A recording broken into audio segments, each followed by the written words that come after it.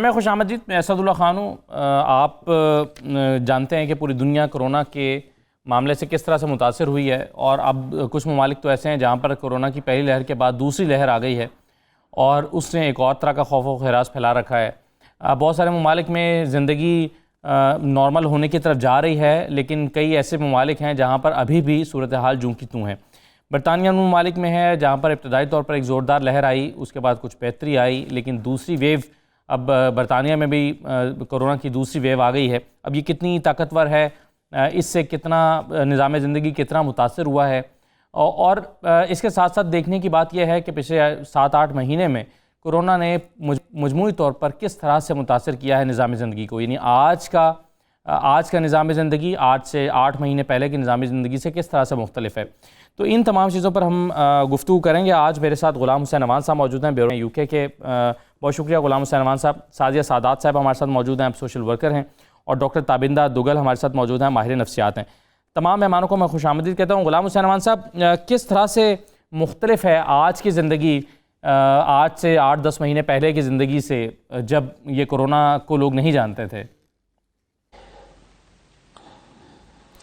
बहुत शुक्रिया असद। मैं आपको बताऊं कि अगर मैं इसको बिल्कुल वन लाइनर में कहूं तो ये कह सकता हूं कि दुनिया जो है वो बदल गई है, और ख़ास तौर पे जो तरक्की याफ्ता ममालिक हैं जैसे बरतानिया, अमेरिका या यूरोप के दूसरे कंट्रीज लगा लें, यहाँ पर चूँकि ज़्यादा पढ़ी लिखी सोसाइटी है, और वो जो गवर्नमेंट जो भी SOP जारी करती है, जो भी अपने जो हदायत जारी करती है, उसके ऊपर ज़्यादातर लोग जो है वो अमल करते हैं। इस वजह से आपको हर तरफ जो है वो तब्दीली आपको महसूस होती है, आप जहाँ पर भी जाते हैं। लेकिन अगर हम इसकी बात करें कि जो डोमेस्टिक वायलेंस है या इस तरह के जो केसेस हैं, उनके अंदर भी बहुत बड़ी तादाद के अंदर जो इजाफा हो रहा है। यहाँ पर एक टर्म यूज होती है इंटीमेट पार्टनर वायलेंस, IPV। उसका बारे में कहा जा रहा है कि डबल से भी ज़्यादा तादाद ऐसी हो चुकी है जो कि इंटीमेट पार्टनर वायलेंस के हवाले से जो गवर्नमेंट की हेल्पलाइन है उनको भी काफ़ी मुश्किलात का सामना करना पड़ रहा है। और ये सिर्फ एक वजह से नहीं है, सिर्फ कोरोना वायरस की वजह से या लॉकडाउन की वजह से, लेकिन उसकी वजह से जो ओवरऑल लाइफ का पैटर्न चेंज हो रहा है उसकी वजह से हो रहा है। आपने देखा ये अभी 1 महीना हुआ है तकरीबन जब बच्चे स्कूल जाना शुरू हुए हैं, उससे पहले बच्चे भी घर पर थे और बहुत सारे लोग फॉरलो स्कीम के तहत घर पे थे या घर से काम कर रहे थे। तो ओनली सिर्फ की वर्कर्स जो कि बहुत कम तादाद के अंदर है, सिर्फ वो जॉब के ऊपर थे, बकाया सब लोग घरों के अंदर ही थे। तो घरों के अंदर फिर आपको पता है जब आप घर से ही काम करना है, बच्चे भी घर के अंदर हैं, तो बहुत सारे जो डोमेस्टिक मसाइल हैं उन्होंने जन्म लिया, और गवर्नमेंट ने इसको बड़ा सीरियसली लिया, और इसके लिए जो है वो स्पेशल शेल्टर होम बनाए गए कि जो भी पार्टनर जो है वो अगर इस तरह की सिचुएशन के है अंदर है कि वो अपने घर के अंदर अपनी वाइफ के साथ या वाइफ अपने हस्बैंड के साथ या पार्टनर के साथ नहीं रह सकती, तो गवर्नमेंट ने उसके लिए स्पेशल अलाउंस भी मुतारफ कराया कि आप वो अलाउंस भी ले सकते हैं, किसी दूसरी जगह पर रह सकते हैं। और अभी तक इसके अंदर जो है वो इजाफा ही देखने में आ रहा है।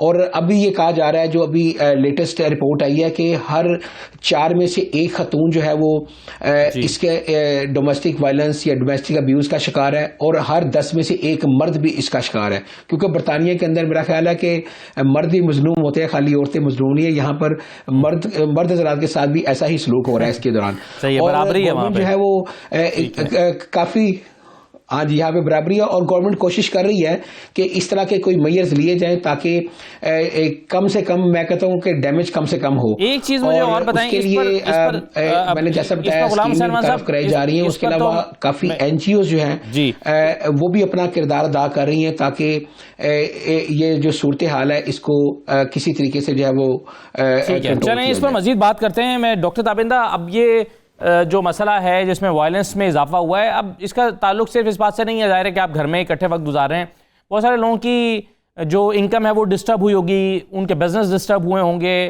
तो ये तमाम जो फैक्टर्स हैं ये भी आपको चिड़चिड़पन का शिकार करती हैं और नफसियाती मसाइल पैदा होते हैं। तो आपके ख्याल में पिछले 8-10 महीने में जब से कोरोना आया, किस किस्म के नफसियाती मसाइल का सामना है हमें? देखिए जी, जैसे आपने कहा है कि इसका कोई एक महरिक नहीं है, इसके बहुत से महरिकात हैं। सबसे बड़ा मेरे मुताबिक तो ये है कि इसका कोई एंड नज़र नहीं आ रहा, और लोगों के लिए किसके लिए किसी किस्म का भी तैयारी करना मुश्किल है। तो ये जो एक गैर यकीनी सूरत हाल है, इससे बहुत ज़्यादा लोग मुतासिर हैं।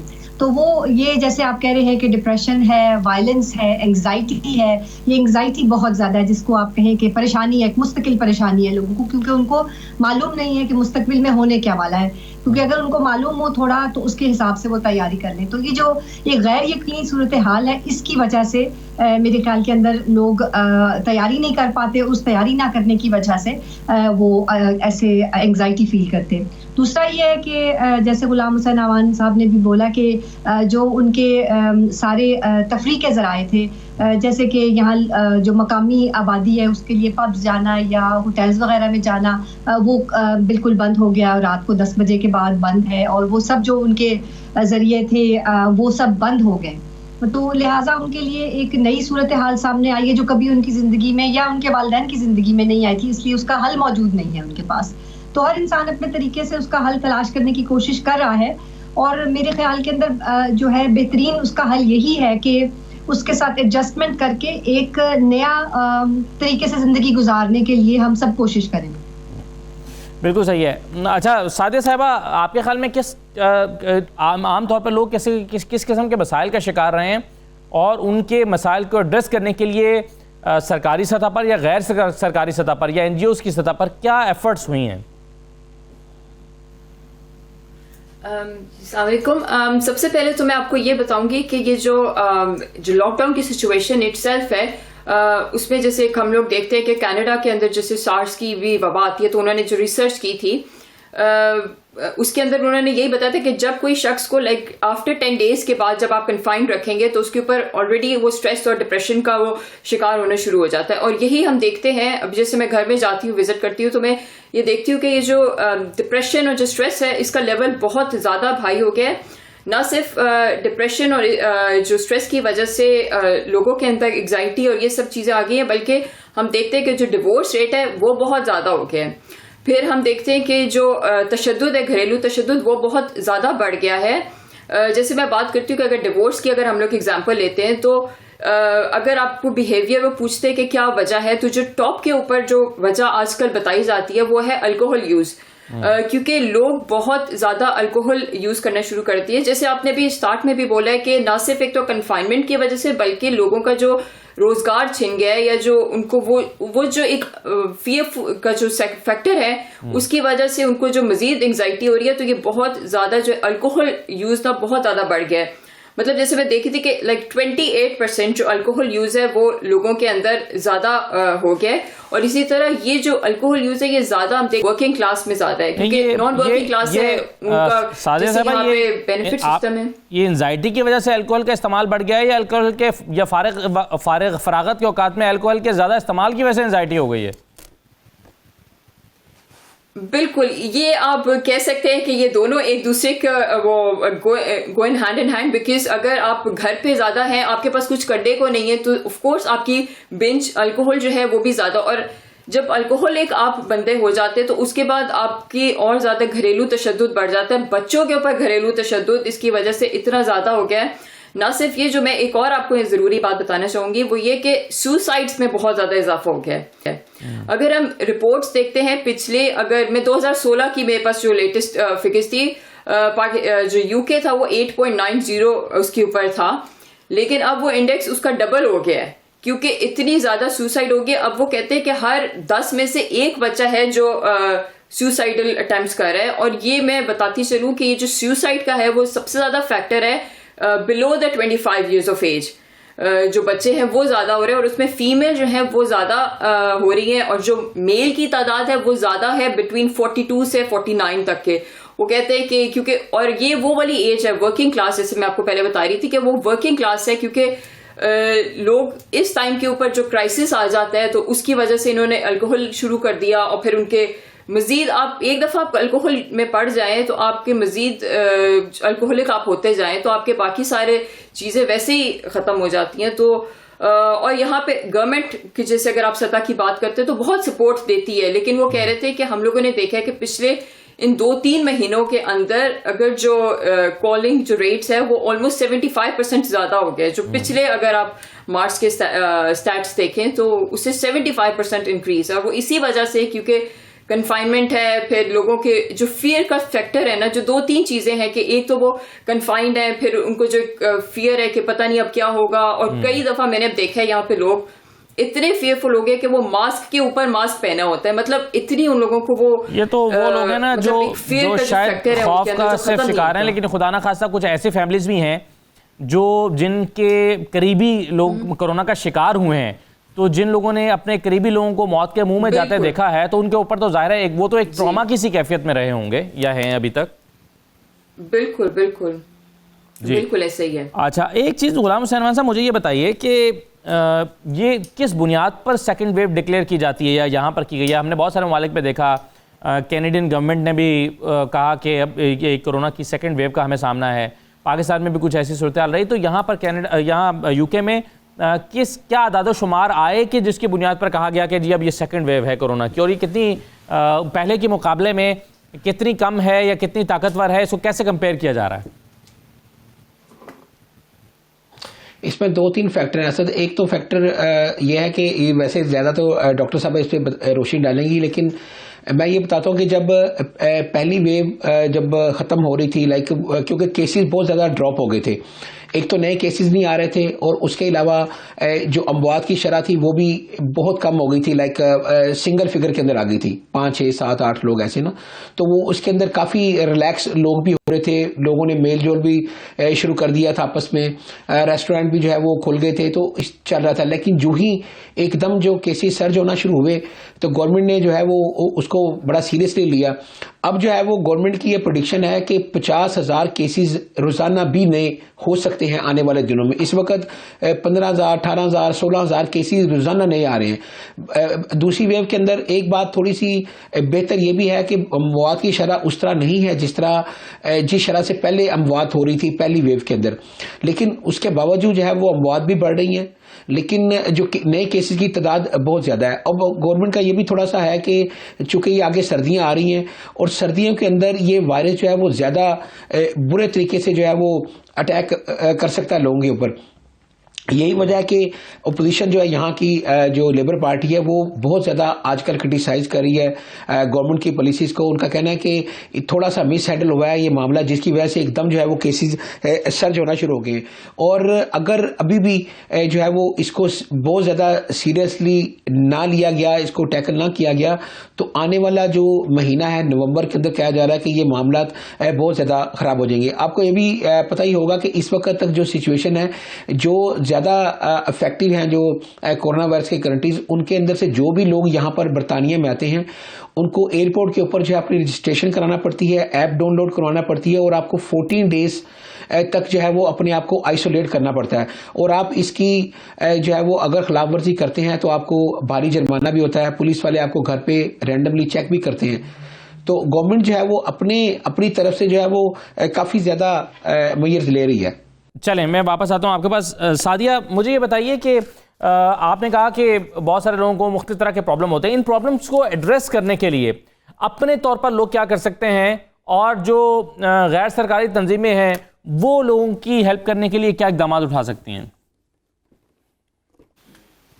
अच्छा, ये बहुत अच्छा सवाल है कि आपने इस टाइम को कैसे, मैं जैसे बहुत सारे लोगों को मैं ये कहती हूँ कि ये जो टाइम इनको मिला है इसको पॉजिटिवली यूज करें।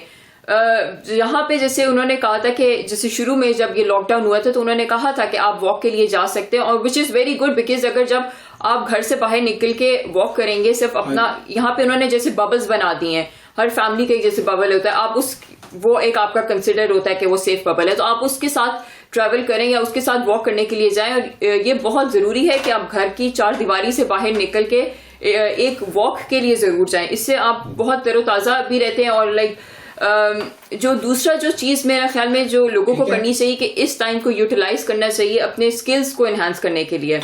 अगर आपके पास जॉब चली गई है, कुछ आप ऐसे इंडस्ट्री में थे जिसके अंदर आपके लगता है कि आपके आगे मौके नहीं है, तो अब मैं देखती हूँ कि बहुत ज़्यादा ऑनलाइन सेल्स का बहुत ज़्यादा रवाज हो गया है, और बहुत ज़्यादा अब मैं देख रही थी कोर्सेज के बहुत ज़्यादा जो ऑनलाइन कोर्सेज हैं वो काफ़ी यूनिवर्सिटी से देने शुरू कर दिए, ना सिर्फ यूनिवर्सिटी ने बल्कि कई प्राइवेट जो इदारे हैं उन्होंने भी ऑनलाइन कर दिए। तो काफ़ी सारे लोगों को मैं ये कहती हूँ कि आप अपने आप को ऐसे जो कोर्सेज हैं उनमें एनरोल करें ताकि आप कोई नया स्किल सीख सकें।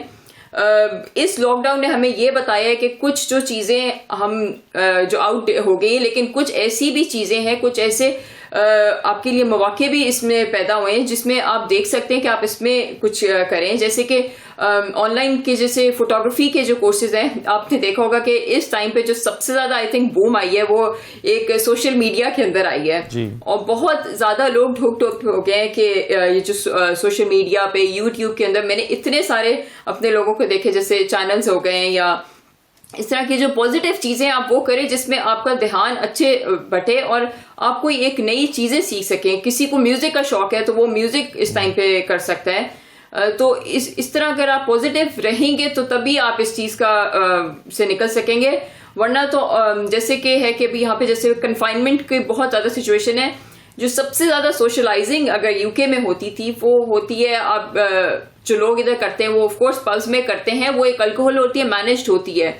और लेकिन अब बिल्कुल पब्स वगैरह बंद है 10 बजे तक। तो अभी कल ही देख रहे थे कि जो यहाँ के लंदन के मेयर हैं उन्होंने एक मुहिम चलाई है कि जी कर्फ्यू ख़त्म कर दिया जाना चाहिए, ये 10 बजे वाला, तो ताकि लोग मिलें और एक दूसरे में क्योंकि यही यहाँ पे इनकी आउटलेट है ऑनेस्टली। और यहाँ पे जैसे क्योंकि वो जैसे पाकिस्तान में जॉइंट फैमिली सिस्टम है वो वाली तो चीज़ है नहीं। अब जैसे अगर मैं बात करती हूँ सुसाइड, यहाँ पे पाकिस्तान का अगर मैं बात करती हूँ 2.90 है सुसाइड रेट, जबकि अगर यूके की आप बात करें तो 8.90 है, तो ऑलमोस्ट डबल से भी ज्यादा वो इधर का रेट है। तो वो इसीलिए क्योंकि हमारा वो फैमिली सिस्टम उस तरह का नहीं है जैसे हमें पाकिस्तान में मिलता है। राइट तो जी, चलें मैं एक छोटा सा ब्रेक ले लूँ, इसके कुछ और पहलुओं पर भी करते हैं, छोटा सा ब्रेक ले लेते हैं, ब्रेक के बाद वापस आते हैं।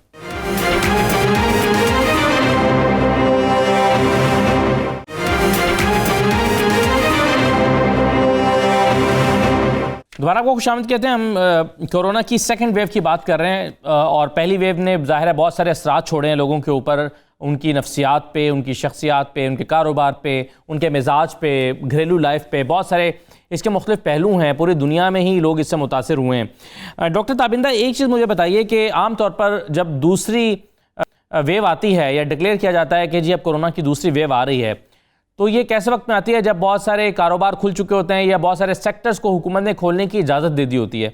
तो जैसे सेकंड वेव की बात होती है तो फ़ौरन ये सवाल उठने लगता है कि क्या दोबारा कारोबार बंद हो जाएंगे, क्या दोबारा होटल इंडस्ट्री बंद हो जाएगी, क्या यूनिवर्सिटीज़ और स्कूल दोबारा बंद होने जा रहे हैं। तो जो लोग पहले सफ़र कर चुके हैं वो बेहतरी की उम्मीद के साथ दोबारा खोलते हैं, तो उनके ऊपर एक और नफ्सियाती दबाव हो जाता है कि क्या दोबारा बंद तो नहीं होने जा रहा। अब जाहिर है अब बंद होगा या नहीं होगा ये तो आने वाले वक्त में होगा, लेकिन लोग इस दबाव का शिकार पहले से हो जाते हैं और जाहिर है उसके नेगेटिव असरात होते होंगे। कैसे मैनेज करें इस तरह के दबाव को? उसका ये है जी कि ये जो वायरस है, हम सब जानते हैं कि नया वायरस है और गो के इसकी जो इस खानदान के वायरसेस पहले से दुनिया में मौजूद थे, मगर ये बिल्कुल नया वायरस है। लिहाजा इसका जो सिलसिला दुनिया में है वो 1 साल से कम है और उसके लिए किसी किस्म की भी पेशगोई करना या शुमारियाती किसी किस्म की पेशगोई करना बहुत मुश्किल है। उसके लिए मुख्तलिफ किस्म के मॉडल्स के साथ प्रेडिक्शन हो रही है कि अगर इस तरह से खुलेंगे यूनिवर्सिटीज़ या होटल्स या रेस्टोरेंट्स खुलेंगे तो उसका क्या नतीजा होगा, अगर इतने लोग हाथ धोएंगे तो उसका क्या नतीजा। सो इसके लिए जो इसकी इम्कानात हैं वो ये हैं कि 2 चीज़ें बिल्कुल इसकी सर्टन हैं। एक तो ये बात कि ये वायरस जाने वाला नहीं है, ज़्यादा इसका यही इम्कान है कि इसकी लहर आएगी हर सर्दी में तकरीबन अगले 5 साल तक। तो इसके लिए हम सबको अपना ज़िंदगी का तरीका, अपने समाजी रवैयों को बदलना होगा अगर हम चाहते हैं कि कारोबार और हर चीज़ चलती रहे। अगर तकरीबन 60 से 70% लोग ये सब काम करते रहेंगे, यानी कि हाथ धोना, मास्क पहनना और समाजी फासले रखना, तो बहुत मुमकिन है कि ये बंद ना हो और ये सब चलते रहें, क्योंकि ये सब पेशगोइयाँ जैसे कि मैंने आपको बताया कि मुख्तलिफ मॉडल्स के अंदर से हैं, शुमारियाती मॉडल्स में से हैं। और जो मुल्क जिन्होंने अच्छे तरीके से इसको किया है, यानी कि न्यूजीलैंड है या चाइना है, उन्होंने यूँ किया है कि एक दफ़ा लॉकडाउन के बाद जब खोला तो आहिस्ता आहिस्ता वो देखते रहे कि बड़ी नज़दीक से उन्होंने देखा कि इसका क्या असर होगा, इस स्टेप का क्या असर होगा। इसी चीज़ की ज़रूरत है इसमें। जैसे गुलाम हुसैन आवान साहब कह रहे थे कि कई बार लोगों ने तनकीद भी किया है हुकूमत के ऊपर कि शायद वो ज़रा थोड़ा पीछे रह जाते हैं करने में। जैसे कि टेस्ट ट्रैक एंड ट्रेस की जो सर्विस थी उसको अगर 1 मिलियन तक ले जाया जाए, जो कि नया उन्होंने प्रोग्राम पेश किया है कि ये अगर ले जाया जाएगा तो फिर ये सब जो लोग हैं इसकी बीमारी का फैलाव कम होगा और क्वाइट पॉसिबल है, मुमकिन है कि ये सब दुकानें और होटल्स खुले रहें। तो ये सब जो भी पेशेंट गोलियां हैं ये सब मॉडल्स पे बेस्ड हैं या उन मुल्कों के ऊपर हैं जिनमें के अच्छे तरीके से इसकी हैंडलिंग हुई। अगर आप अमेरिका या ब्राज़ील को देख लें जिन्होंने पूरा लॉकडाउन नहीं किया या लॉकडाउन जल्दी खोल दिया तो वहाँ के हालात आपके सामने हैं। लिहाजा इसका जो सबसे बड़ा तरीका है इसके साथ काम करने का इस वायरस के साथ काम करना है हमने कि हम अपने आप को जो हमें बताए गए हैं तदाबीर बताई गई उनको बहुत बारीक बीनी के साथ हम उनको अपनी ज़िंदगी के अंदर ले आएं। जैसे कि हम समझते हैं कि दांत साफ करने दिन में 2 बार या 3 बार, उसी तरीके से हाथ धोना, बाहर से आना, मास्क पहनना, ये हमारी ज़िंदगी के मामूलात में शामिल हो जाए तो ये जो चीज़ें हैं ये अगर 100% नहीं तो तकरीबन 80% तक मुमकिन है कि खुली रहें। मगर अगर इसके बरअक्स होगा कि लोग उकता जाएंगे या लोग कहेंगे कि बिल्कुल इनकार कर देंगे कि वायरस मौजूद नहीं है, जैसे कि एक आपको पता है एक हिस्सा है जो ये कहता है कि नहीं है या ये सब गवर्नमेंट की तरफ से साजिश, तो फिर ये इसका मुमकिन नहीं है, फिर ये आता ही रहेगा। फिर अगली एक पॉसिबिलिटी पॉसिबिलिटी है कि वैक्सीन आएगी और उसके लिए आपको पता है कि सब लोग बहुत पुरुमीद हैं कि जब वैक्सीन आ जाएगी तो चीज़ें बदल जाएंगी। हाँ जी, हम सबको उम्मीद है कि आएगी वैक्सीन और चीज़ें बदलेगी, मगर उसके लिए जो अब तक वैक्सीन आई है उसकी मुदाफ़ियत 6 महीने तक अभी रही है। तो जो पुरानी वैक्सीन है जैसे पोलियो की या चेचक की वैक्सीन है जो कि अमराज तकरीबन दुनिया से ख़त्म हो चुके हैं, उनको सालों तक देखा गया और फिर उसके बाद एक समझे कि शुमारियाती पेशगोई हुई उनकी वजह से। इसके लिए शुमारियाती पेशगोई करनी मुश्किल है, दिक्कत है उसमें, इसलिए दिक्कत है कि मालूम नहीं है कि कितनी देर तक रहेगी, क्योंकि जिन लोगों को ये बीमारी हो चुकी है उनको जब उन्होंने चेक किया जाकर उनकी एंटीबॉडीज जो थी कईयों की 2 माह में, कईयों की 6 माह में ख़त्म हो गई और अब तक ये मालूम नहीं है कि अगर एंटीबॉडीज के जो लेवल्स हैं वो कम हो जाएंगे तो उसका असर क्या होगा बीमारी के दोबारा आने में। लिहाजा बहुत सी इसके अंदर जो है ना वो गैर यकीनी चीज़ें हैं, मगर एक बात यकीनी है कि ये जाने वाला नहीं है, इसलिए हमको इसके साथ मिलकर रहना है अपने आप को बचा के। और दूसरी बात ये है कि जिन मुल्कों ने अच्छे तरीके से इसके साथ काम किया वहाँ पे हर कारोबार चलता रहा, जैसे कि मामूल के मुताबिक थोड़ा बंद हुआ फिर चला, बंद हुआ फिर चला। तो मगर यहाँ पर ये अनफॉर्चुनेटली ये हुआ जैसे यूनिवर्सिटीज़ खुली तो बच्चे, जैसे कि अभी जो नई लहर आई थी अगस्त में और सितंबर में जब शुरू हुई है ये, तो 20 से लेके 40 साल तक के लोग थे जिनको ये हुई। इसी वजह से जो अमवात की शरह है वो कम रही इस दफ़ा, क्योंकि ये सब लोग जो थे वो आमतौर पर सेहतमंद होते। मगर ये है कि जब इनको लगेगी तो फिर उम्र रसीदा लोगों को भी लग जाएगी तो फिर साथ वो बढ़ती जाएगी। तो लिहाजा हुकूमत का एक नंबर होता है केसेस पर 100,000, जिसके बाद कि वो उसको एपिडेमिक डिक्लेयर करते हैं। तो वो जब एक पहुंच जाता है तो उसके बाद लॉकडाउन शुरू हो जाते हैं और आपको पता है उसके हिसाब से फिर पाबंदियां लग जाती हैं। बिल्कुल ठीक है। अच्छा गुलाम हुसैन साहब, मुझे ये बताइए कि बरतानवी हुकूमत ने जो ख़ास तौर पर जो बिज़नेस कम्युनिटी है उनकी या फिर वो लोग जो जॉब्स कर रहे थे और उनकी जॉब्स ख़त्म हुई हैं, तो ऐसे लोगों को फाइनेंशियल सपोर्ट देने के लिए क्या इक़दाम उठाए हैं?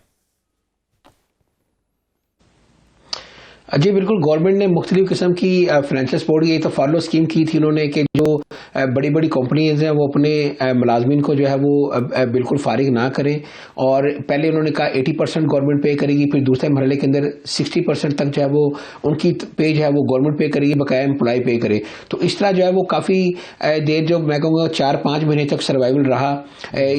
कम एम्प्लॉयमेंट हुई, लोगों ने कम निकाला। उसके अलावा जो सेल्फ एम्प्लॉयड थे उनके लिए भी स्कीम का ऐलान किया कि जिस तरीके से वो उनकी इनकम पहले आ रही थी उसका बड़ा पोर्शन जो है वो गवर्नमेंट ने उनको फाइनेंशियल सपोर्ट किया। इसके अलावा और भी काफ़ी किस्म की सपोर्ट थी, जिस तरह कि जिनके बिजनेस हैं उनके जो बिजनेस रेट्स होते थे, टैक्स होते थे, वो वेव ऑफ कर दिए पूरे साल के लिए। और भी इसके अलावा कोई और भी बंदा क्लेम करता है बिजनेस वाला कि मुझे बंद रखने की वजह से इस तरह का नुकसान हुआ है, तो कौंसिल जो है वो उसको भी रिव्यू करती है, उसके मुताबिक उसकी हेल्प करती है। गवर्नमेंट की तरफ से इस तरह की स्कीम जारी है। लेकिन दूसरी बात यह है कि जब इस वक्त हालात ये हैं कि जो 2-3 इंडस्ट्रियां हैं, जो टूरिज्म इंडस्ट्री है लंदन के अंदर, जो कि बहुत बड़ा, उसके अंदर बहुत सारे कारोबार, बहुत सारे बिजनेस उसके अंदर जो है वो इन्वॉल्व थे, वो सब बैठ गए हैं। कह रहे हैं कि सिर्फ सेंट्रल लंदन के अंदर, जो कि एक, अब मैं कहूँगा 5-6 माइल का रेडियस का जो एरिया है, उसके अंदर 3 बिलियन पाउंड का जो इकोनॉमिक होल हो चुका है कि वो जो जब लोग टूरिस्ट बाहर से आते थे, जो खरीदारी करते थे, जो ट्रैवलिंग करते थे, वो बिल्कुल जाम होकर रह गया। और वहाँ पर जो बड़े बड़े कॉर्पोरेट सेक्टर के जो बिल्डिंग्स भी थी, वो भी सारी एक किस्म की एम्प्टी नजर आती हैं आपको। इसके अलावा जो एयरपोर्ट्स के ऊपर देख लें, जो यहाँ पर जो टैक्सी ड्राइवर्स हैं, शोफर्स हैं, उनमें बहुत बड़ी तादाद पाकिस्तानी और एशियन जो इंडियंस हैं उनकी भी थी। वो भी जो है वो काफ़ी ज़्यादा इस वजह से भी स्ट्रेस है, परेशानी कि एक बंदा जो 10-15-20 साल से एक ही काम कर रहा है, तो अब जब वो काम है ना होने के बराबर है, जो अब 10% तक काम आ गया हो, इनकम के सोर्सेज उसके कम आ गए, दूसरा घर बैठा रहता हो और घर बैठ के ही परेशानी का शिकार हो, तो बहुत सारे जो इसकी वजह से जो है बहुत सारे खानगी मसाइल भी जन्म लेते हैं, अभी ले भी रहे हैं। फिर उसके अलावा फिर सिनेमाज, एक बहुत बड़ी चेन है सिनेमाज की, उसको बंद कर दिया गया है। और इसके अलावा जो दूसरे सिनेमा, वो भी ना होने के बराबर है, चूंकि इंटरटेनमेंट के जो मौके हैं वो कम से कम होते जा रहे हैं।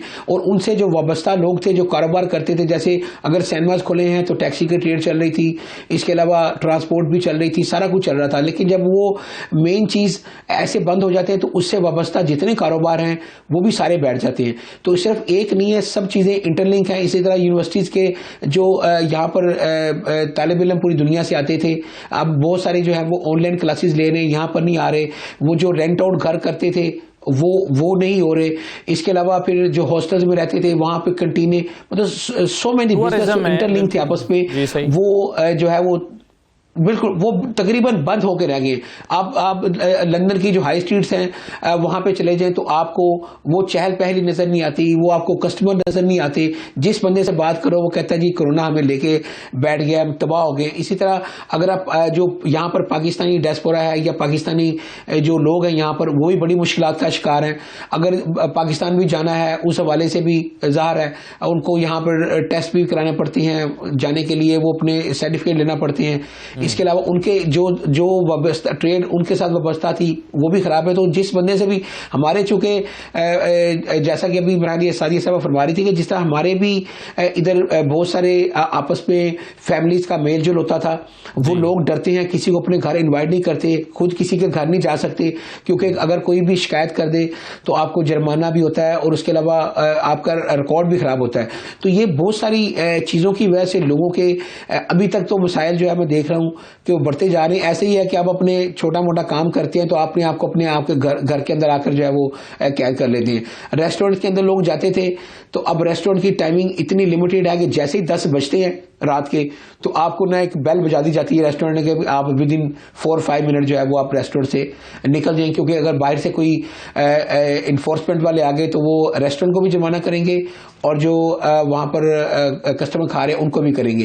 तो ये एक लाइफ का पैटर्न मुकम्मल तौर पे जो है ना वो चेंज हो गया, जिसकी वजह से लोग यूज टू ज़ाहिर है नहीं थे, इतने सालों से एक लाइफ उनकी चल रही है और विद इन फ्यू मंथ्स जो है वो टोटली चेंज हो गई है। तो ये लोगों को ज़हनी तौर पे बहुत ज्यादा मुतासर कर रही है। जी हाँ, और इसको अभी तक कबूल नहीं कर पा रहे, और क्योंकि जाहिर है कबूल कैसे, वो इफेक्ट जो कर रही है, ये जो मुख्तलिफ रूटीन है ये लोगों को इफेक्ट कर रही है। एक छोटा सा ब्रेक ले लेते हैं, ब्रेक के बाद इसके मजीद पहलुओं पर बात करते हैं। हमारे साथ रहिए।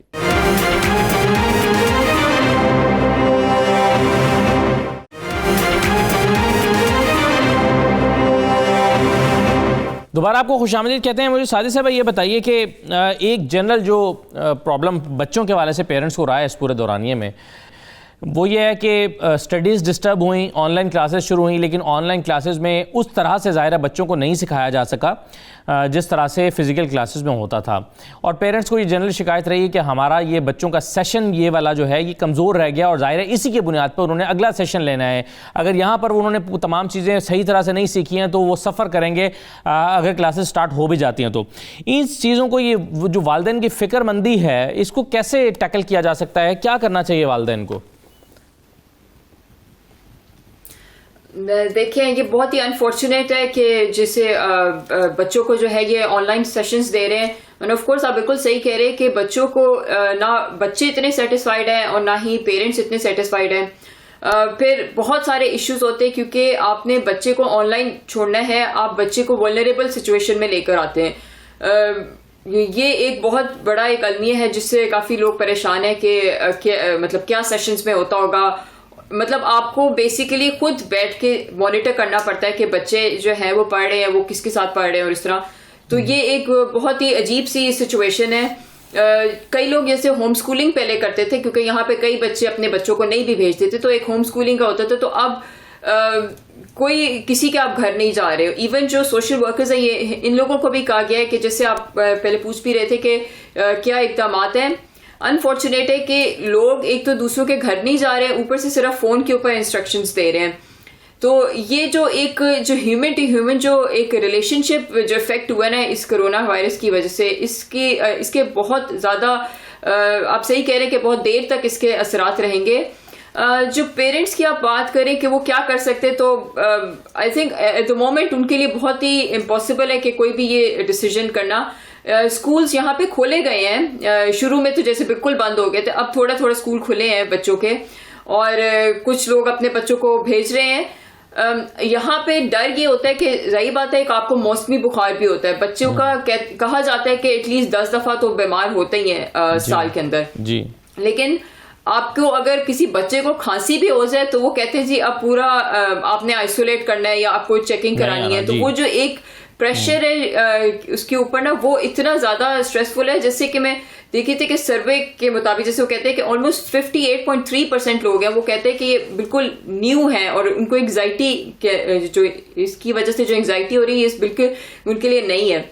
तो और जो बच्चे जब घर पे बैठ के पढ़ रहे हैं उसके बाद आपके इतने ज्यादा गैजेट्स होने चाहिए कि हर के बच्चों के जैसे अगर किसी के एक से ज्यादा बच्चे हैं तो उतने गैजेट्स आप दें, फिर उनको मॉनिटर करना, फिर लोगों की अपनी जो जैसे जिन वालिदैन जो घर से बैठ के काम कर रहे हैं उनके लिए भी बहुत इम्पॉसिबल हो गया है कि वो अपना काम करें कि उसका। तो ऑफकोर्स वो सारा कुछ बहुत ज्यादा निज़ाम धर्म भरम हो गया है। गवर्नमेंट बहुत ज्यादा कोशिश कर रही है, लेकिन ऑफ कोर्स यूके की गवर्नमेंट भी क्योंकि ये वेलफेयर सोसाइटी है तो ऑफ कोर्स ये खुद भी बहुत ज्यादा ट्रबल में चली गई है लोगों को सपोर्ट कर करके। अगर जैसे पहले अगर 10,000 दे रहे थे अगर जो बिजनेसेस बंद हुए थे, अब वो कहते हैं कि हम लोग उससे बहुत कम देंगे, शायद 5,000 भी ना दे सके अगर कोई बिजनेसेस बंद हो रहे हैं। तो ये जो इसकी वजह से जो लोगों के अंदर चिड़चिड़ापन और जो घरेलू तशद्दुद है बहुत ज्यादा, और मैं आपको बताऊं कि इसकी वजह से ये जो बच्चों के ऊपर जो तशद्दुद है ना ये बहुत ज्यादा बढ़ गया है क्योंकि बच्चों को थोड़ा टाइम आउट मिल जाता था, स्कूल चले जाते थे, पेरेंट्स को ब्रेक मिल जाती थी बच्चों से, जो कि अब नहीं मिल रही है। अब बच्चे भी पेरेंट्स के साथ है, अगर पेरेंट्स चिड़चिड़े हो रहे हैं, उनको अपने मसाइल हैं, तो वो सारा कुछ जो गुस्सा है वो बच्चों के ऊपर ही निकलता है। तो ये एक बहुत ही अनफॉर्चुनेट है और गवर्नमेंट वैसे काफी कोशिश कर रही है, लेकिन क्योंकि ये जो ह्यूमन टू ह्यूमन जो कांटेक्ट हमें मना कर दिया गया ना, ये इसकी वजह से बहुत ज़्यादा इश्यूज हो गए हैं। जी बिल्कुल सही है। अच्छा डॉक्टर ताबिंदा, एक चीज़ तो भी आपने बिजनेस कम्युनिटी के हवाले से बात की कि वो कैसे अपने खुद को मैनेज करें, लेकिन अभी शुरू में बात हुई थी, गुलाम हुसैन साहब भी कर रहे थे कि बहुत सारे लोग जो घरेलू ज़िंदगी है बहुत सारे लोगों की वो मुतासर हुई है और जो डाइवोर्स रेट है वो बढ़ गया है, यहाँ तक कि ख़ुदकुशी का रेट बढ़ गया है। तो इस पेंडेमिक के दौरान घर में रहते हुए अगर कुछ लोग घर से अभी भी काम कर रहे हैं, घर पे रह रहे हैं, तो अपनी निजी ज़िंदगी को मुतासर होने से बचाने के लिए क्या करें? मेरा ख्याल ये है कि उसके लिए जैसे कि एक रूटीन पहले सेट थी, वो रूटीन जब ख़त्म हुई है तो लोग अपसेट हुए हैं, ज़ाहिर है माली मसाइल के अलावा।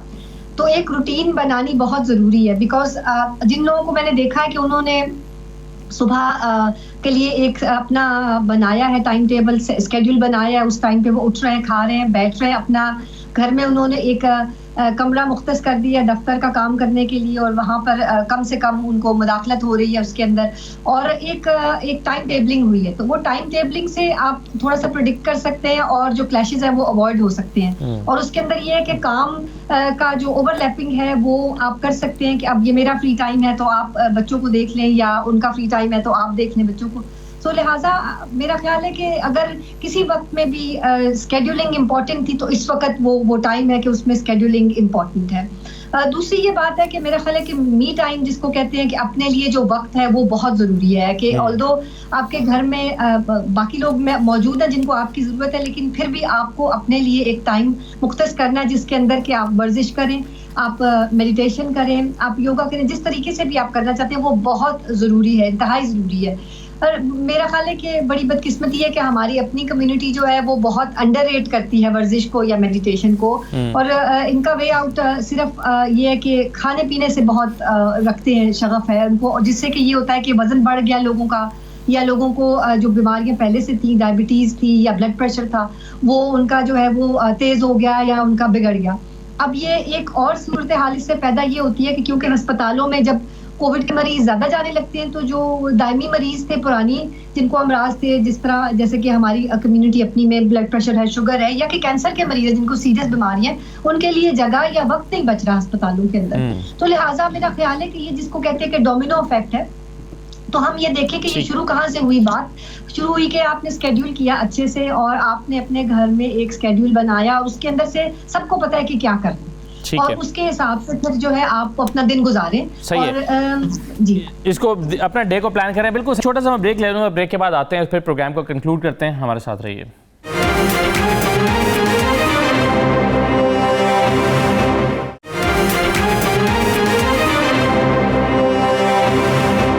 दोबारा खुशामदीद। गुलाम हुसैन अनवान साहब, मुझे ये बताइए कि आपकी असेसमेंट गवर्नमेंट के आज़ाद शुमार की रोशनी में क्या है, या एक दुनिया में जो पैटर्न चल रहा है उसको देखते हुए क्या लगता है कि ज़िंदगी के रूटीन में आने के इम्कानात कितने हैं और ये कब तक आ जाएगी? सर, इसके बारे में थोड़ी सी अभी ऐसी प्रेडिक्शन नहीं की जा सकती, क्योंकि कुछ लोग, कभी कुछ साइंसदान जो है वो ये दावा कर देते हैं कि फरवरी के अंदर जो है वो इस तरीके से इतनी वैक्सीन जो है वो लोगों को मिलना शुरू हो जाएगी कि लोग जो है वो लेकिन होगा ये वैक्सीन के आने के बाद ही स्टार्ट कर देंगे। लेकिन उस बिल्कुल वैक्सीन के आने के बाद होगा। और दूसरी बात है कि मुझे तो ये भी डर लग रहा है कि जिस तरह लोग जो है वो यूज टू ना हो जाए कि भी हम इसी तरह लाइफ गुजारेंगे। देखें, आप किसी रेस्टोरेंट के अंदर, किसी स्टोर के अंदर जाते हैं तो वहां पे लिखा हुआ है कि आपने मास्क पहन के ही अंदर आना है। लोगों की आइडेंटिटी जो है ना वो छुपती जा रही है ना। आप कहीं पर भी जाते हैं, अगर आपको नॉर्मल कोई हल्का सा स्नीजिंग हो जाए, नॉर्मल भी तो हो सकती है ना, हल्की सी खांसी आ जाती है, तो जो सराउंडिंग लोग होते हैं वो ऐसे डर जाते हैं कि जिस तरह कोई किसी ने कोई बहुत बड़ा अटैक कर दिया उनके ऊपर। तो इस तरह की जो चीजें ना, जो ये फियर सोसाइटी के अंदर जो बढ़ता जा रहा है, इसको कम करने के लिए हम लोगों के जो रवैये हैं उसमें थोड़ी सी हमें अगर इस तरह की बेहतरी ले आए कि हम कहें कि वो सीरीज कर रहा है तो ये नॉर्मल भी तो हो सकती है ना। लेकिन हर बंदा ऐसे डर जाता है, जिसे किसी को खांसी नॉर्मल भी हो गई, फ्लू नॉर्मल भी हो गया, लेकिन चूंकि सिम्टम्स जो हैं वो आपस में मिलते जुलते हैं जी, तो खौफ का शिकार है। अभी डॉक्टर साहब बात कर रही थी, मैं एज ए लाइटर मोड में थोड़ा सा कहता हूँ, डॉक्टर साहब ने काफ़ी मशवरे दिए हैं कि अपने आप को नॉर्मलाइज करने के लिए लोगों को घर के अंदर किस तरह की एक्टिविटी करनी चाहिए। डॉक्टर साहब को मैं देखता रहता हूँ, ये अपनी जो खाने बनाती है तरह तरह के, वो फेसबुक पे इधर उधर लगाती रहती है, उससे भी लोग काफ़ी ज़्यादा इंस्पायर होकर वो खुद भी बनाते हैं। तो ये भी एक अच्छी हॉबी आजकल है कि लोग अपनी कोई अच्छी डिशें, अच्छी जो क्रिएटिविटी है उनकी, वो बना के सोशल मीडिया पर लगाएं, ताकि दूसरे लोग देख के तो वो भी फिर उस तरह की। और ये तो गुलाम हुसैन साहब वो चीज़ है जो मैं ये तो मैं खुद भी प्रैक्टिस करता हूँ, ये खुद को भी नॉर्मल रखने के लिए, आप जानते हैं। नहीं, वो तो बिल्कुल, आपकी तो हॉस्पिटैलिटी वैसे ही बहुत अच्छी है सर। अच्छा, थैंक यू। बिल्कुल सही है। तो डॉक्टर साहब, ये डॉक्टर ताबिंदा, मुझे बताइए कि आपके ख्याल में जो वैक्सीन है वो किस मरहले में है इस वक्त और कब तक आम दस्तयाब हो जाएगी, क्योंकि उसके बाद ही सूरत हाल नॉर्मल हो पाएगी? जी, तो देखिए उसके बारे में ये कि रशियन वैक्सीन है एक, वो तो आ गई है, उसकी स्टोरेज जो है वो -70 डिग्रीज पे है, लेकिन जो की वैक्सीन आएगी वो नॉर्मल टेम्परेचर के ऊपर, और वो तकरीबन लास्ट मराहिल में है, जहां तक कि हमें इतना बताया गया कि दिसंबर या फर्स्ट क्वार्टर ऑफ 2021 में उसकी दस्तयाबी हो जाएगी, यानी कि जनवरी से लेके तक किसी टाइम में, तो दिसंबर से लेके समझ लें कि फरवरी मार्च तक इंशाल्लाह एक या दो वैक्सीन, एक से ज्यादा वैक्सीन दस्तयाब होगी उस वक्त तक। और उसके बाद फिर वो मरहला वार के किस किस को देनी है, सबसे पहले किसको करना है, उसकी प्रोडक्शन कैसे करनी है या किस तरह होगा, तो इंशाल्लाह आएगी वैक्सीन। और ये हम सब की उसके ऊपर बहुत ज्यादा कहना चाहिए कि होप्स हाई है उसके ऊपर। तो ठीक है सादिया साहबा कैसे जी 2020 में आए। ओके सादिया साहबा कैसे कंक्लूड करेंगे डिस्कशन को, कोई पैगाम लोगों को जिससे उनका मोराल थोड़ा सा अप हो सके? देखिए मैं तो यही कहूंगी कि हम लोगों को एक दूसरे का कंसिडरेट होना चाहिए। यहाँ पे जैसे अभी अवान साहब भी कह रहे थे कि कोई बाहर जाके कोई छींक ले या कुछ हो जाए तो लोग बहुत ज़्यादा डिस्टेंट हो जाते हैं।